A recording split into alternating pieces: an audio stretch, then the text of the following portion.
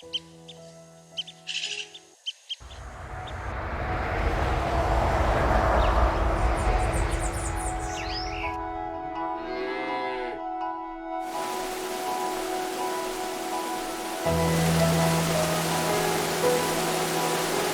you dare build a home and sleep every night on land that has never truly stopped moving?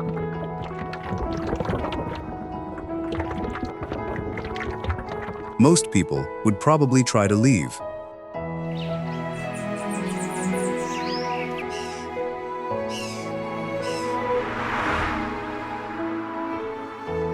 Yet in the middle of the Atlantic Ocean, nearly 250,000 people still wake up every morning across 9 islands located where 3 immense tectonic plates meet.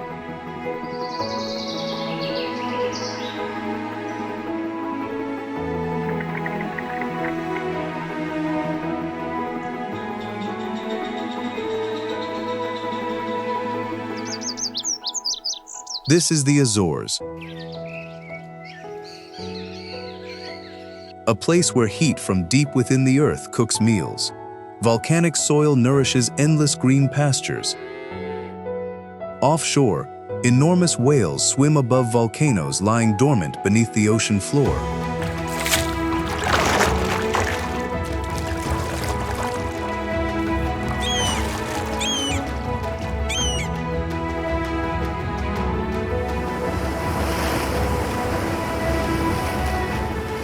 At the edge of the world, nature can provide everything, then suddenly take it all away.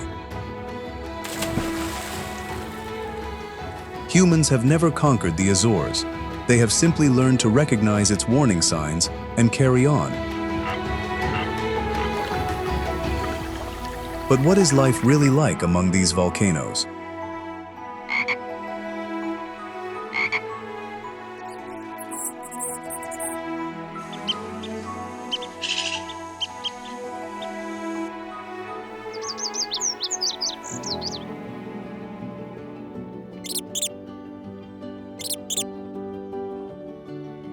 Upon arriving in the Azores, the first thing that greets visitors is not a fixed landscape, but a wind heavy with moisture and the strong taste of Atlantic sea salt.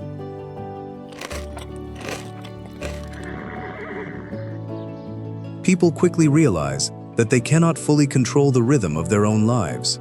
Nature always speaks first. On the steep basalt slopes, fog rolls across carpets of lush green ferns. On one side of the island, the sun may be shining brightly.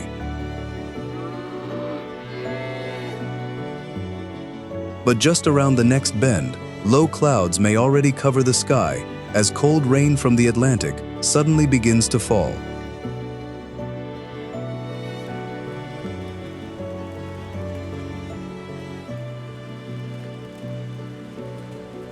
Experiencing 4 seasons in a single day is perfectly normal here.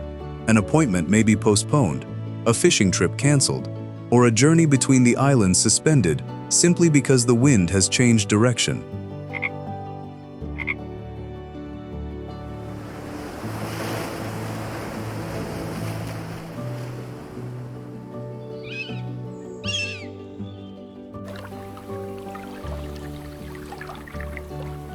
The people of the Azores do not try to force the weather to follow their plans. Instead, they adapt to the clouds, the wind, and the condition of the sea. This flexibility has become an instinct for survival in the middle of the vast ocean.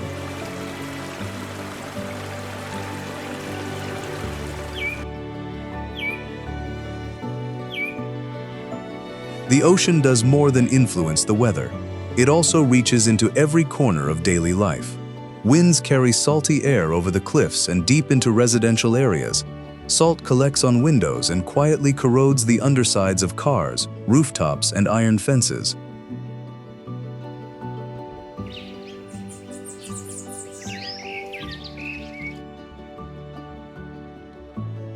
Even sturdy basalt stone houses are gradually worn down by rain, wind, and salty air.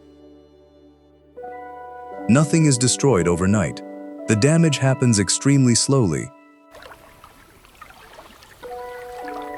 Constantly washing cars, repainting houses, and waterproofing walls has become an unavoidable part of every household's routine.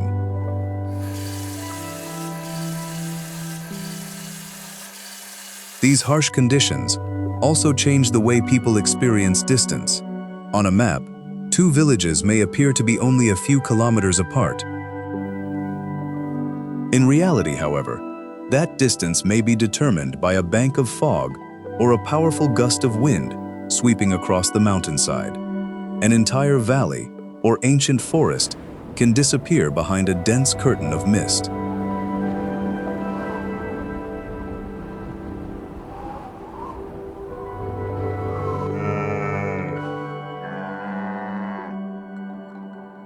Before leaving home, residents often check live camera apps to observe the sky in different areas. Only then do they decide whether to begin their journey or remain at home.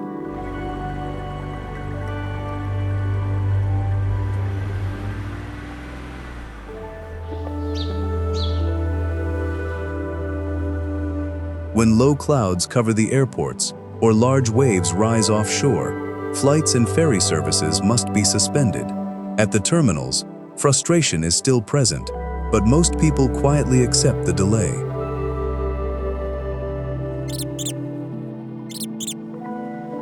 They understand that some decisions do not belong to humans.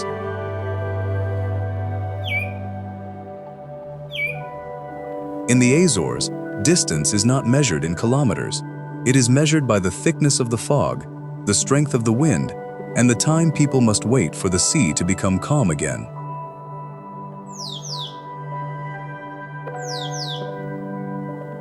And while everyone continues looking toward the sky and waiting for the clouds to clear, another force is quietly moving beneath their feet. It is the force that created this archipelago and has repeatedly compelled its people to begin all over again.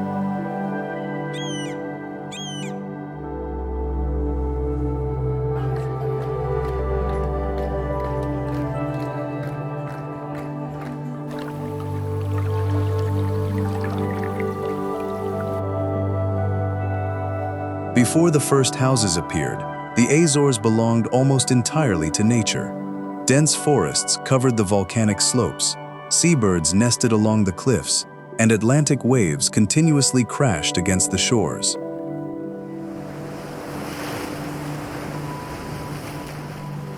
There is no conclusive evidence that an indigenous community ever lived on the islands. It was not until the 15th century, during the Portuguese Age of Exploration, that the Azores officially appeared on European maps.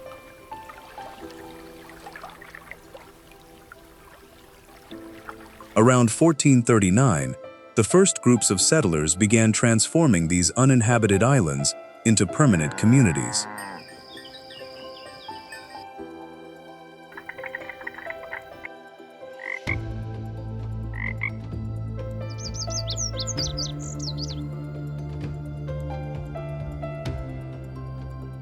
Aboard small ships, they brought livestock, seeds, and hopes for a new life. Sections of forest were gradually cleared, wheat was planted in the volcanic soil, and the first villages slowly emerged among the valleys.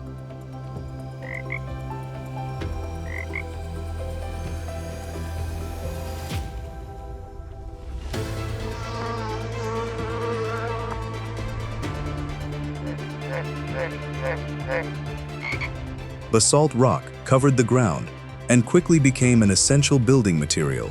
Residents used these black stones to construct houses, churches, and low walls that protected their fields from the ocean winds.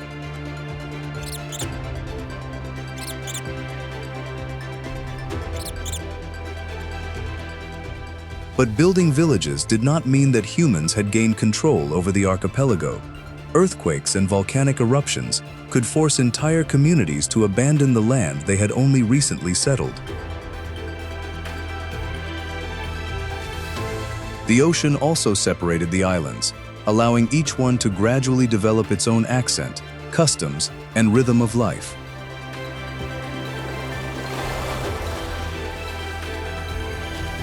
Remarkably, the isolated location of the Azores placed the islands at the center of important maritime routes. After spending weeks at sea, ships traveling from Africa, the Americas, and the East Indies stopped here to collect fresh water and prepare for the journey back to Europe.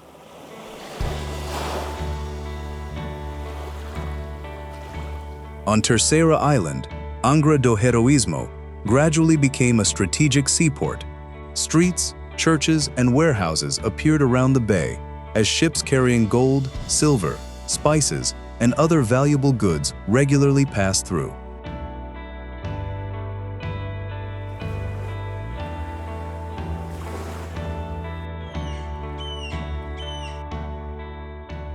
This wealth also attracted pirates and rival naval fleets. São João Baptista Fortress was built to protect the city, and the ships anchored in the bay.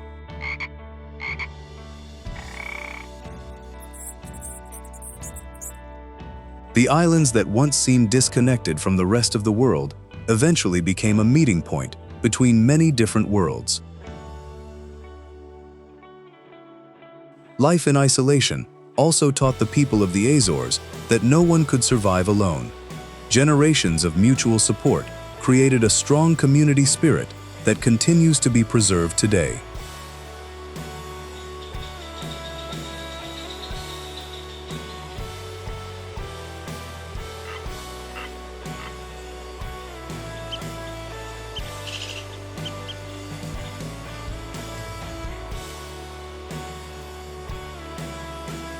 The Azores do not awaken to honking cars or crowds of people rushing through the streets.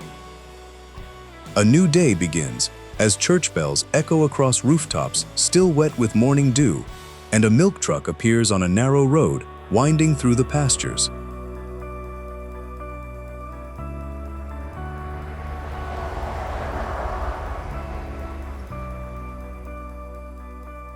In town, a cafe has already opened its doors. A man who has just returned from the sea pulls up a chair beside a farmer who lives at the end of the street.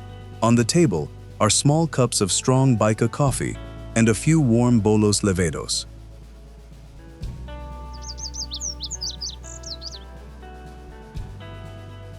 Their conversation moves from the waves of the previous night to the clouds now covering the mountainside. No one needs to make plans in advance. They have been meeting here for years.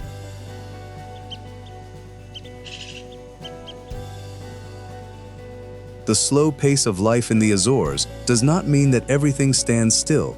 Work is still waiting at the harbor and in the pastures. But before everyone heads in a different direction, they take a moment to make sure that the people around them are doing well.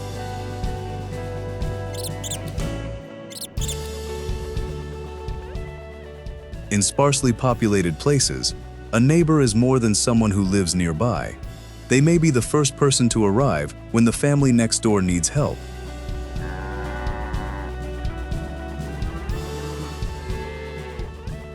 After a night of powerful winds, part of a stone wall may collapse into a pasture. The owner rarely has to rebuild it alone. Before long, several people from nearby homes have arrived. There is no formal invitation and no need for a clearly defined exchange. On another day, they may be the ones who need help.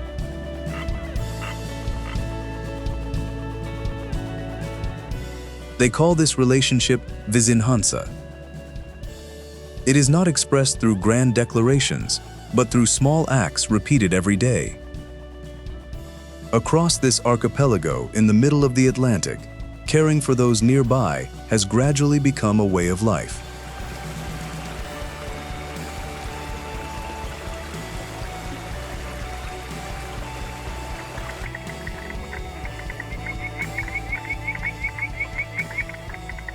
When the season of the Espírito Santo festival arrives, this spirit moves beyond individual homes and spreads throughout the entire community. Inside large kitchens, residents work together to prepare food for a feast intended for more than their own families.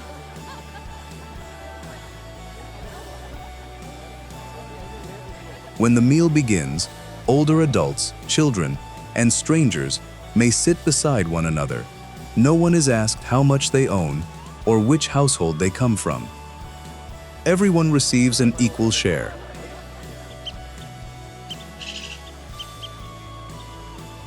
This tradition has endured for centuries because the islanders understand that peace in the Azores does not always last. The ocean can suddenly isolate an entire community, preventing outside assistance from arriving immediately. In those moments, the nearest door often matters more than any distance shown on a map.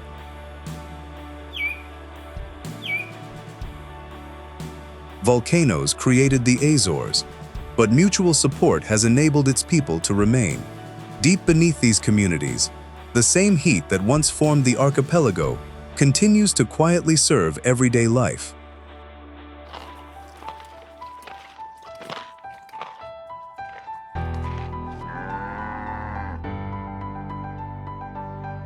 In Furnace, the volcano does not simply lie beneath the feet of the residents. It enters directly into their kitchens.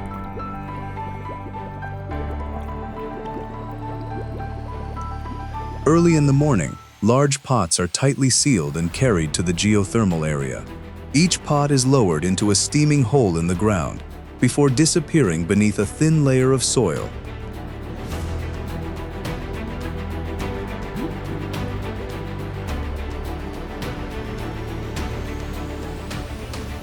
There is no flame above.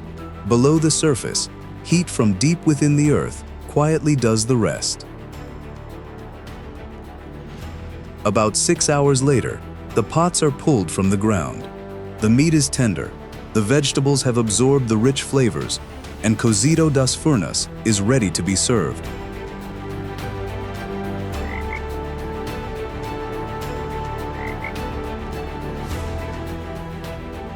Visitors seek out this dish because of its unusual cooking method. For many local families, however, Cozido is also connected to weekends spent gathering around the table. The meal tells a story that is uniquely Azorean. A force that once had the power to destroy a village now helps prepare lunch.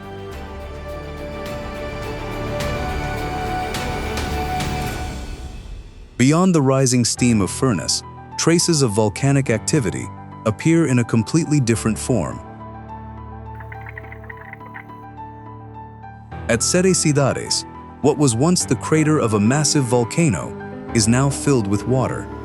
Viewed from above, the two sections of the lake lie beside each other, but often reflect different shades of blue and green.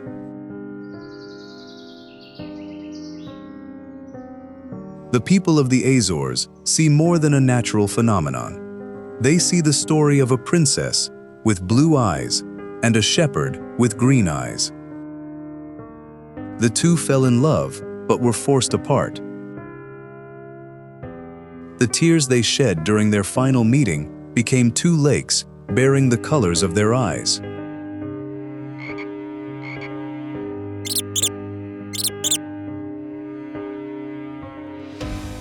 Science explains that the colors of the water are influenced by light, depth, and vegetation.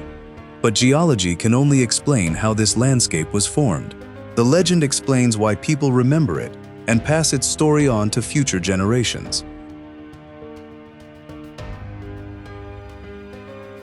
At Sete Cidades, a volcanic crater became more than a lake. It became part of the collective memory of the entire archipelago.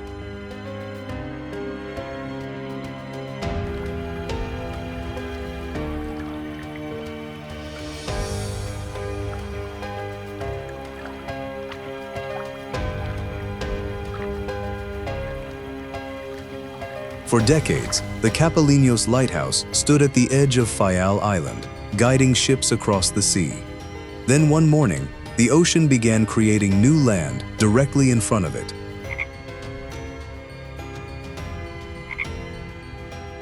On the morning of September 27, 1957, the sea off Capelinos began to churn violently. The water boiled, steam rose high into the air, and columns of black ash were repeatedly forced upward from the bottom of the Atlantic Ocean.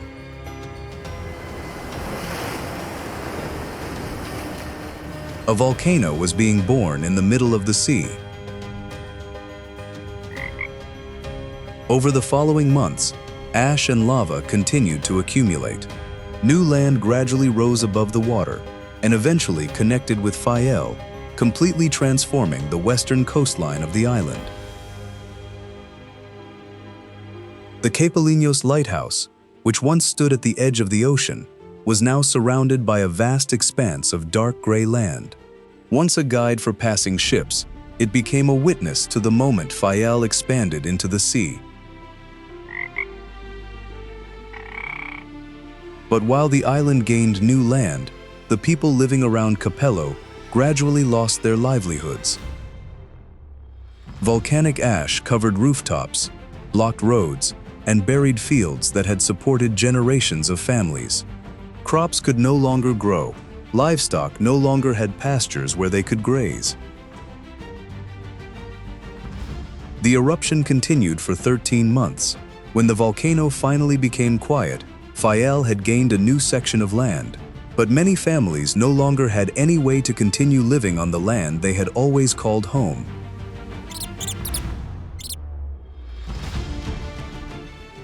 The Capelinos disaster later prompted the United States to open a special immigration pathway for people from the Azores. Many families left the islands, carrying with them memories of homes and fields that still lay buried beneath the ash. They did not leave because they had stopped loving their homeland. They left because the volcano had taken away their ability to continue living there. Today, the old lighthouse still stands upon the land created by the eruption. It marks not only the place where a mountain emerged from the sea, but also a historic moment when a community was divided between those who remained and those who began their lives again on the other side of the Atlantic. Capelinos expanded Fayal on the map, but it also made home feel farther away for thousands of Azoreans.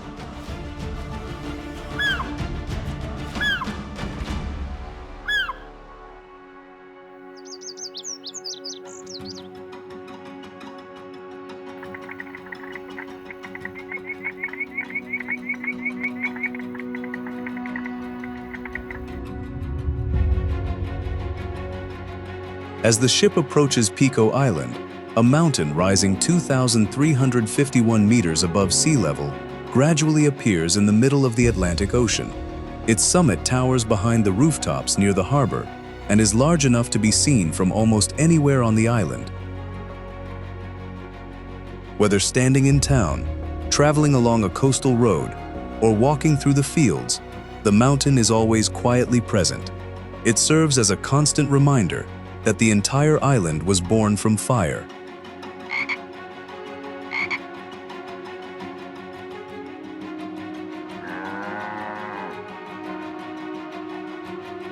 Yet the most remarkable feature of Pico is not found at the summit. It lies at the foot of the mountain, where ancient lava flows hardened into fields of black basalt, stretching all the way to the sea. Across this seemingly impossible terrain, the people of Pico created one of the most unusual agricultural landscapes in Europe.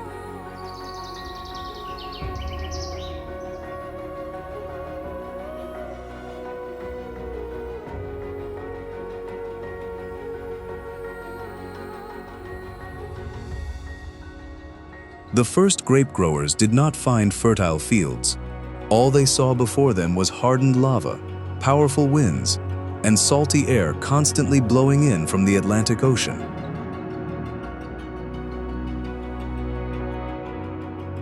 Instead of abandoning the land, they searched for narrow cracks between the rocks and planted grapevine roots inside them, wherever small amounts of soil and moisture remained. They then gathered pieces of basalt and arranged them into low walls surrounding each small vineyard plot. The people of Pico call these enclosed plots curays. Viewed from above, thousands of connected walls resemble an enormous maze spread across the coastline. But these walls were not built merely to divide the land.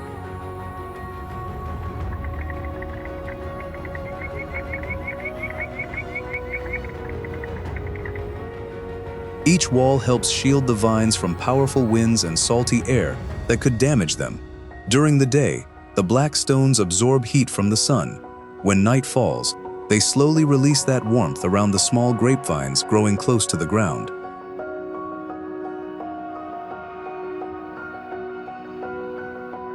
Inside each corral, the islanders created a tiny climate in the middle of the ocean.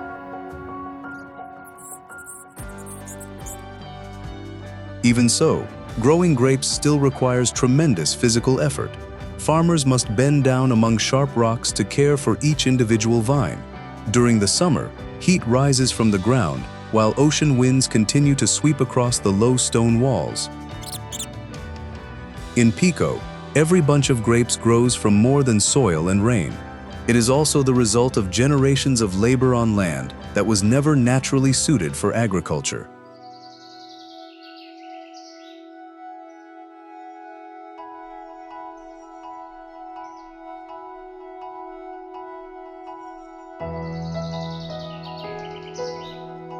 From this stone maze along the coast, Pico Verdelho wine once crossed the ocean to Russia and appeared in the wine cellars of the royal court. But the greatest value of these vineyards is not found only in each bottle of wine. It lies in the way people transformed a barren expanse of hardened lava into a place capable of producing life.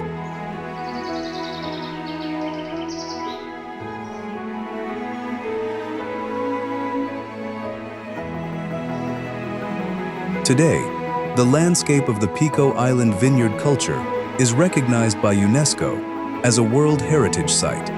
This honor celebrates not only the grapevines, but also the network of stone walls and the cultivation methods passed down through generations.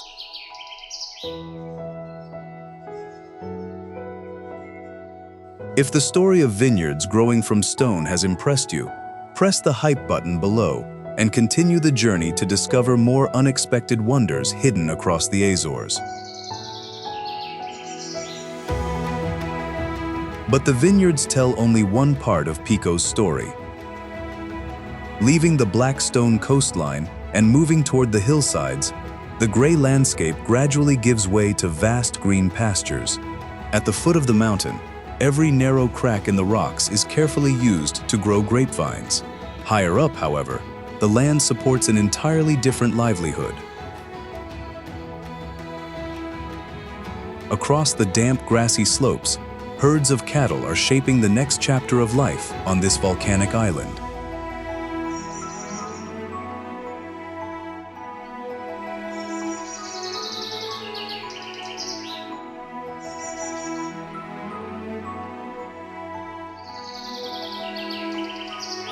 The farther you climb into the hills of the Azores, the more the black basalt disappears beneath a thick layer of green grass. Few would expect land born from fire to support pastures stretching all the way to the horizon.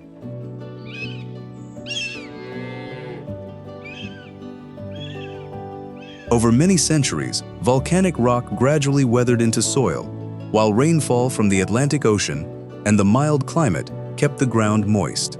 As a result, grass can grow throughout most of the year.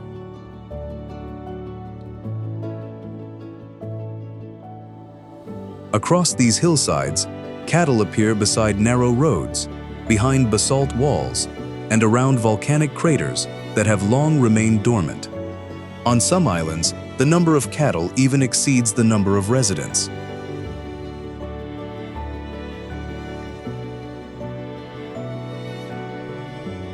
Every summer, rows of blue, purple, and white hydrangeas bloom along the roads, gently dividing the pastures into separate sections.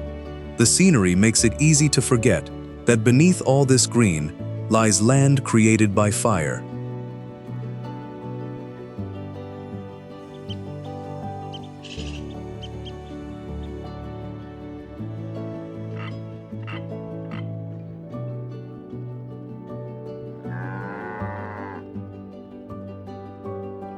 While morning mist still rests upon the hillsides, the workday has already begun for cattle farmers.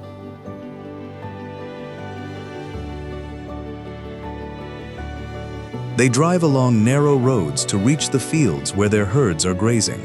On some farms, mobile milking equipment is transported directly into the pasture.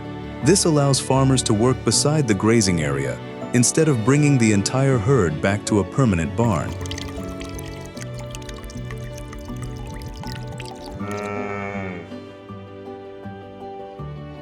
After milking, the cows return to the pasture, but they do not remain on the same plot of land indefinitely. When the grass needs time to recover, the herd is moved to another grazing area so the recently used pasture can continue growing.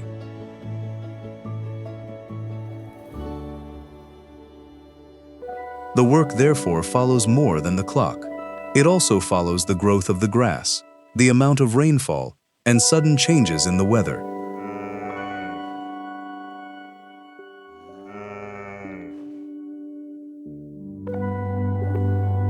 Once milking is complete, the fresh milk is quickly collected and transported to processing facilities on the islands. From there, the flavors of the pastures continue into butter, milk, and wheels of cheese that have been part of Azorean life for generations.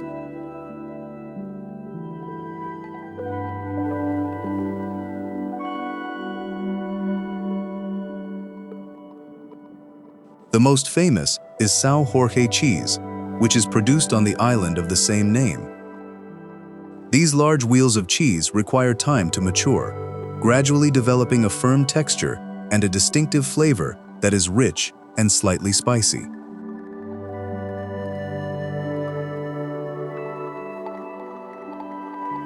Behind every wheel of cheese, however, lies a chain of livelihoods that begins in the pastures. It connects cattle farmers working on the mountain slopes with processing facilities and families that have depended on the dairy industry for generations.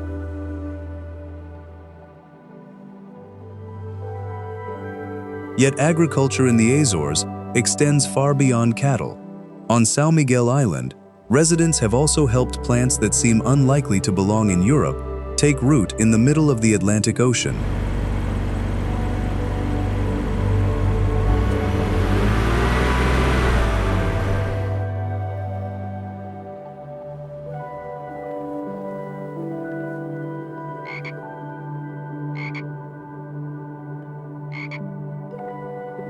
The sound of machinery fills the air as soon as the doors of the Guariana tea factory open. Old gears turn steadily, rolling layers of freshly harvested tea leaves brought in from the surrounding hillsides.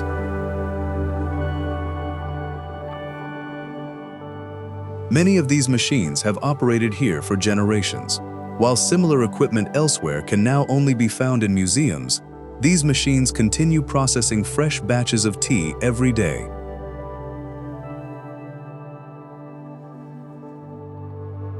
Outside the factory, rows of tea plants cover the green hills overlooking the coast of São Miguel.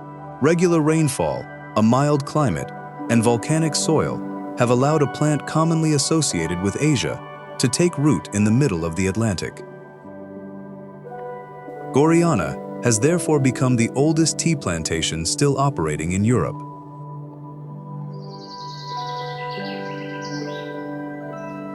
Yet tea is not the most surprising crop grown on this island.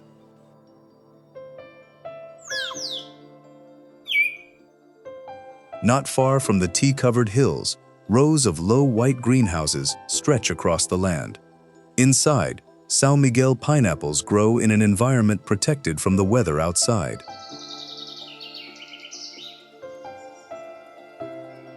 Once the plants are mature enough, growers create smoke and seal the greenhouses. The smoke remains trapped inside for several hours, encouraging the plants to begin flowering. By morning, the doors are opened and the smoke slowly escapes through the glass roofs.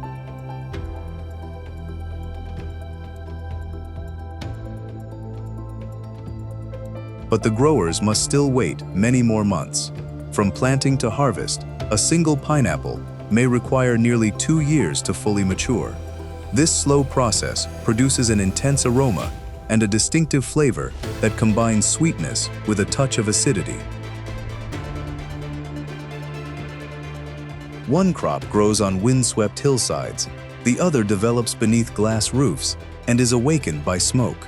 Through two completely different methods, the people of São Miguel have enabled tea and pineapples to thrive in a place where they are rarely found on European soil.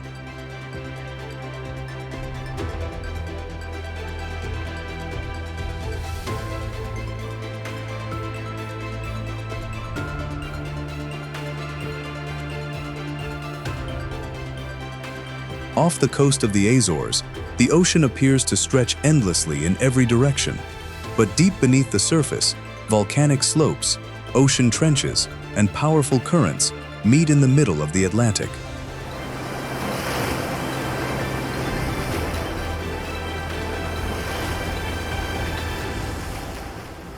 When cold, nutrient-rich water rises from the depths, the waters surrounding the archipelago become both a feeding ground and a stopping point for many migrating species. Dolphins can be seen throughout the year. Sperm whales regularly dive into the deep ocean trenches, while blue whales and many other large whale species pass through during certain seasons.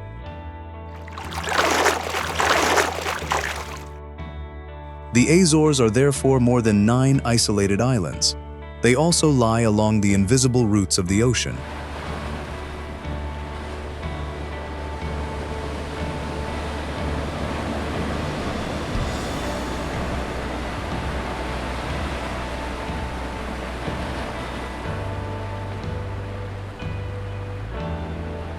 For the islanders, the ocean has never been merely a landscape to admire. Children learn to swim in natural saltwater pools formed among lava rocks along the coast. Fishing families study the direction of the wind, the currents, and the color of the water before every journey out to sea.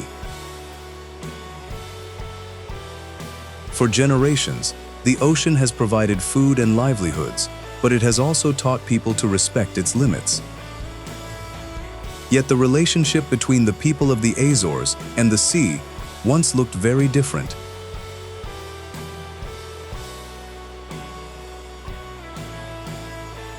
On hillsides overlooking the Atlantic, Vigia lookouts once spent hours scanning the ocean through binoculars. A single spout appearing in the distance was enough for them to send a signal down to the village.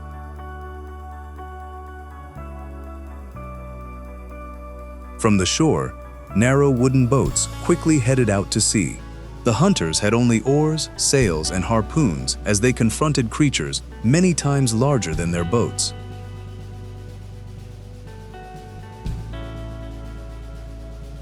There were no enclosed cabins or powerful engines to protect them.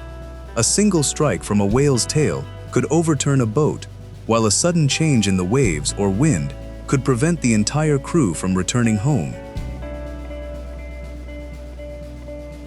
Despite the danger, whaling once supported many communities. Coastal factories processed the blubber and meat brought back from each hunt. The industry provided work for boat builders, hunters, factory workers, and the families waiting on shore. At that time, whales were more than prey. They were a source of survival during an era of hardship and scarcity. But eventually, the hunting boats remained on shore, the factories stopped operating, and an occupation once deeply connected to the archipelago finally came to an end.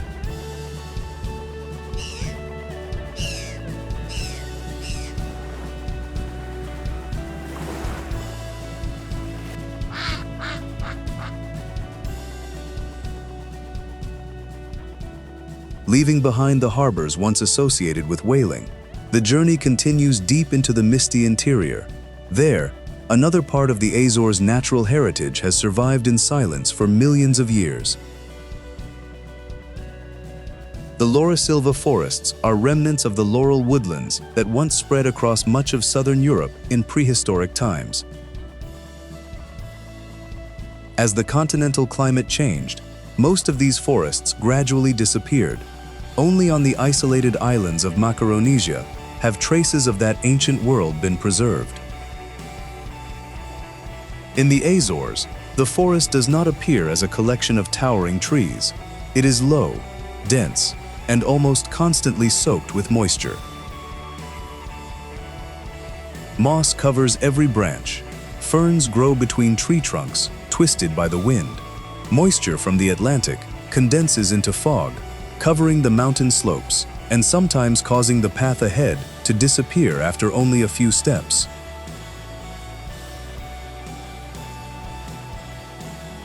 At the foot of Mount Pico, silent figures move through the fog as it gradually swallows both the mountainside and the ocean below. In this landscape, time seems to move more slowly, while the forest continues a rhythm of life that began long before humans arrived.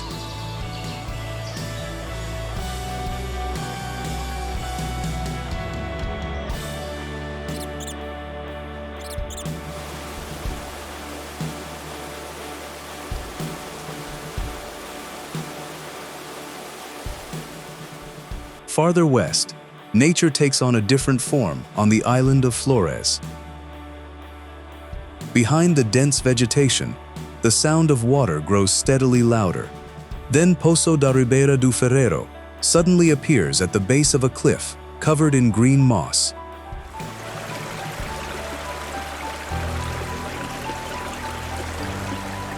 Dozens of slender waterfalls descend like white ribbons into the peaceful lagoon below.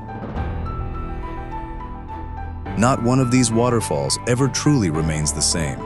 Rain, wind, and the volume of water flowing from above constantly change their appearance. On some days, the entire cliff is covered in rushing white water. At other times, the waterfalls become thin streams that repeatedly appear and disappear behind the mist.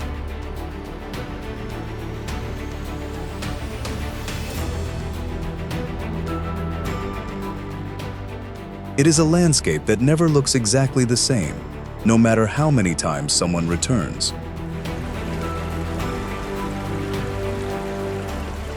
Among the damp forests and narrow trails, the people of the Azores understand that not every trace left by nature needs to be repaired. A fallen tree gradually decomposes among moss and fungi. The hollow spaces left within the wood become shelters for insects, birds, and bats. Among them is the Azores noctule, the only mammal species found exclusively in this archipelago. It is also one of the few bat species commonly observed flying during the day.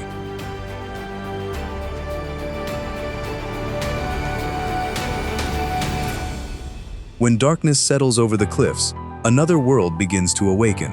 The calls of seabirds drift in from the ocean, sometimes distant and sometimes so sharp that they seem to emerge directly from the fog.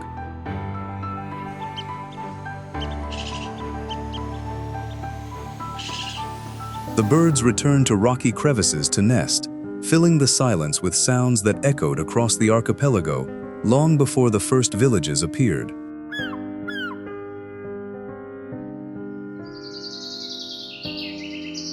Deep within the forests and along the cliffs, humans are not the only inhabitants of the Azores. They are merely one small part of a world that continues to move according to its own rhythm.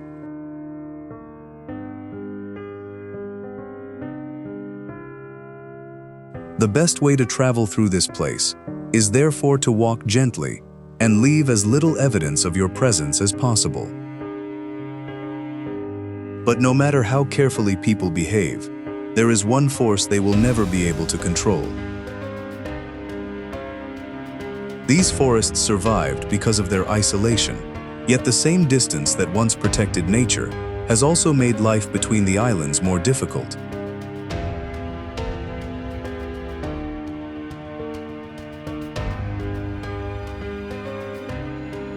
Isolation has helped the Azores preserve its ancient forests and many distinctive cultural traditions. But for residents, that distance also affects the most ordinary aspects of daily life. A hospital appointment, the first day of school, or the repair of a piece of equipment may require a trip to another island. Ferries carry passengers, vehicles, and cargo between nearby islands. For longer journeys, airplanes provide the most important connection. Seaports and airports are therefore more than places where journeys begin. They are essential routes that give small communities access to schools, medical services, and the rest of the archipelago.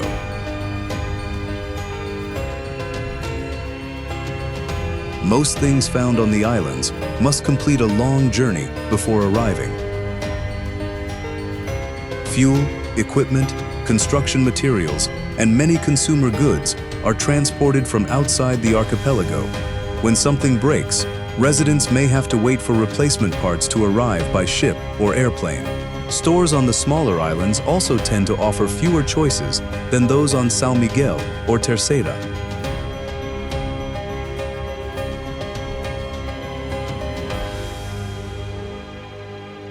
When a shipment is delayed, the effects are most noticeable among fresh products imported from elsewhere. Fruits and vegetables may become less available or arrive in poorer condition than usual. However, store shelves do not immediately become empty, and life on the islands does not stop.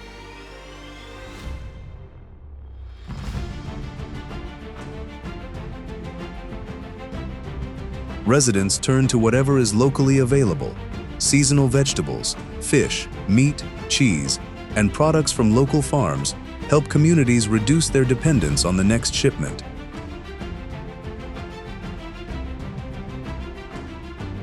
Isolation, therefore, creates more than inconvenience. It also sustains small networks of exchange among residents, stores, and families that produce food on the islands.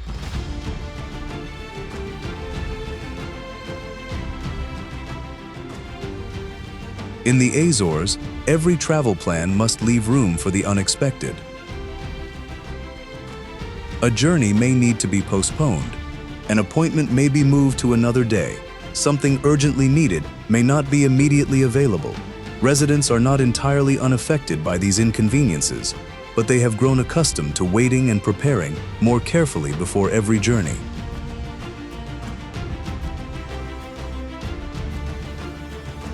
This rhythm of life has allowed each island to develop with a certain degree of independence.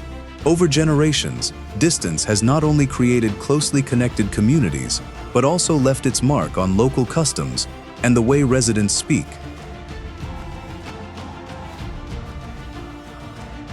Across the same archipelago, each island has gradually developed a voice of its own.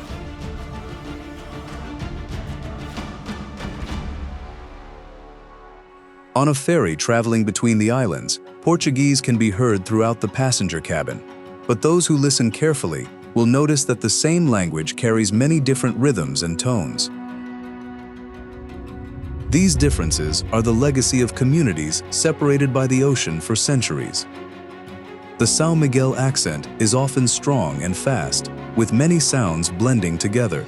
Terceira, Faial, and the other islands have their own pronunciation and speaking rhythms, reflecting the settlement history of each community. These differences do not prevent residents from understanding one another. However, during a first conversation, they may occasionally need to speak more slowly and listen more carefully.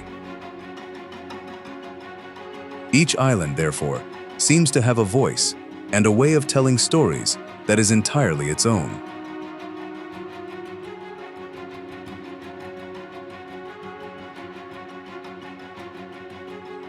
During the Espírito Santo celebrations, small Imperio chapels are decorated with flowers and crowns. Residents prepare meals together and share them with the community, continuing a tradition that has endured for generations. In the Azores, faith is not found only inside churches. It is also a bond that brings people closer together. On Terceira Island, the spirit of community appears in a completely different setting. Balconies fill with spectators, windows open wide, and temporary barriers are placed in front of homes. Amid the cheering crowds, a bull charges through the streets under the control of men holding a long rope. This is Tourada à Corda, a tradition that has been part of life on Terceira for generations. For the islanders, the event is more than a performance for visitors. It is also an opportunity for those who have moved away to return home, for neighbors to reunite, and for the entire village to share in a day of celebration. From local accents to traditional festivals, Azorean identity remains present in everyday life. As longtime residents leave and newcomers arrive, preserving that spirit is becoming a challenge for the entire archipelago.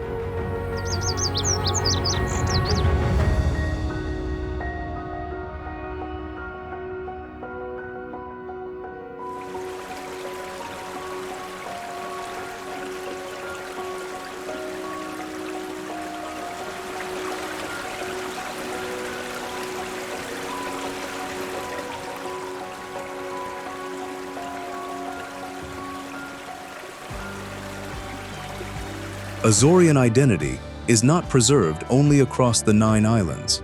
Through generations of migration, it has also taken root on the other side of the Atlantic.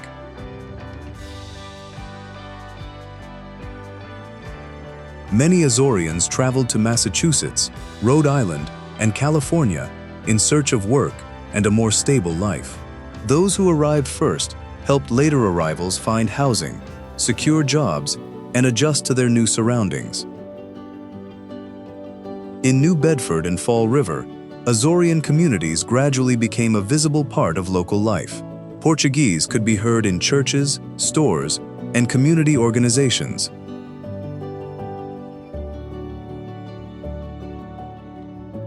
Traditions brought from the homeland continued to be practiced, helping generations born in the United States remember that their families once came from São Miguel, Terceira, or Pico. Another Azores emerged on American soil. It has no volcanoes or green pastures surrounded by the ocean, yet it continues to exist through memories, voices, and community connections.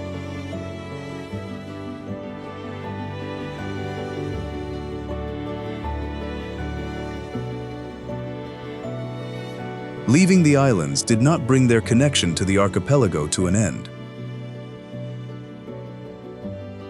Money sent from abroad once helped many families on the islands repair their homes, cover living expenses, and invest in their children's education. Funds sent across the ocean gradually appeared in new houses, small businesses, and opportunities that previous generations had never known.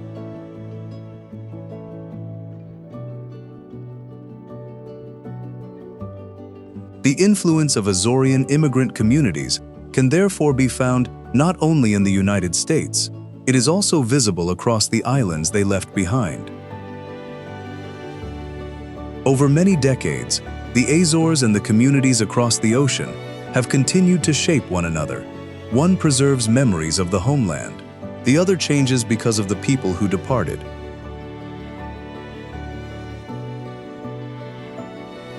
But for the younger generation leaving the islands today, the story is not only about where they are going.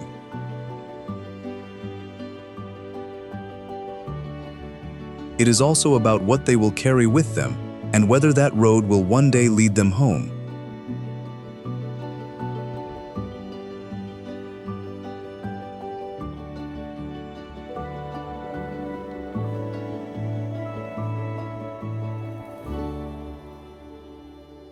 For young people today, leaving the Azores does not usually begin as a permanent farewell.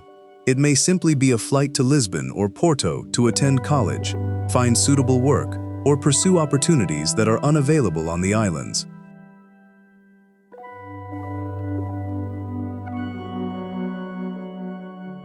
At first, the city opens the door to a much larger world. Schools, hospitals, transportation, and a wider range of career options make life more convenient in ways that the Azores cannot easily provide. But over time, the distance from home begins to reveal itself in very small moments.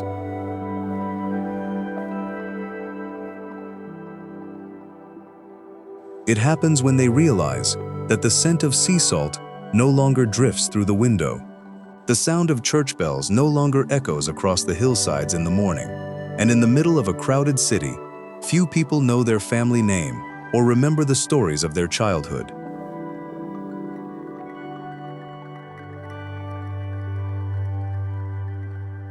The Portuguese call this feeling saudade. It is more than simply missing a place left behind. It is the desire to return, even while knowing that neither the homeland nor the person returning is the same as before.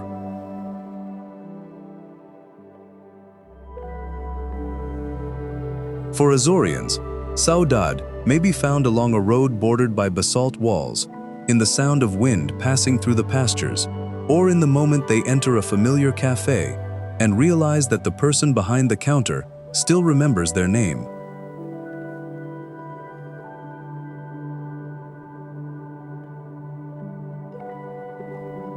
This feeling brings some people back after years of studying and working elsewhere. They return with experience, knowledge, and a new perspective, then try to build a life on the very island that once compelled them to leave.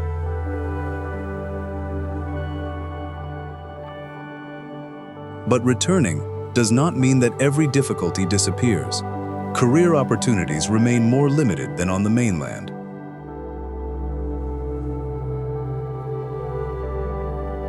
Many specialized medical services are available only on the larger islands or outside the archipelago. Goods transported over long distances are often more expensive, while even a seemingly simple journey may still need to change according to the weather.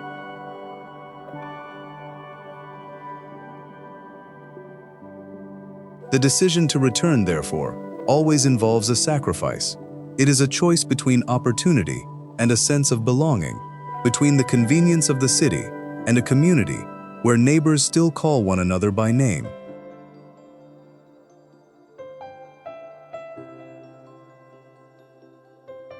Not everyone who leaves the islands returns. Those who do return may not remain forever. But regardless of the path they choose, the Azores continue to live within their memories, their voices, and the way they think of home.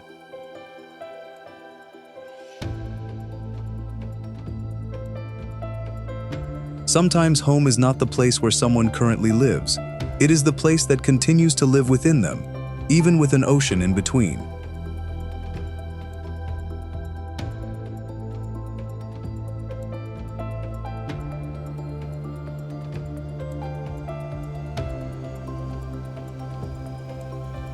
By the end of this journey, the Azores leave behind more than beautiful scenery. On land that has never completely stopped moving, people have learned to recognize their limits, rely on their communities, and continue building their lives in the middle of the ocean. They do not try to conquer nature. They choose to listen to it and live alongside it. Perhaps that is what allows the Azores to remain in our memories for so long. After this journey, what will you remember most about the archipelago? Share your thoughts in the comments and subscribe to the channel as we continue exploring life in some of the world's most extraordinary places.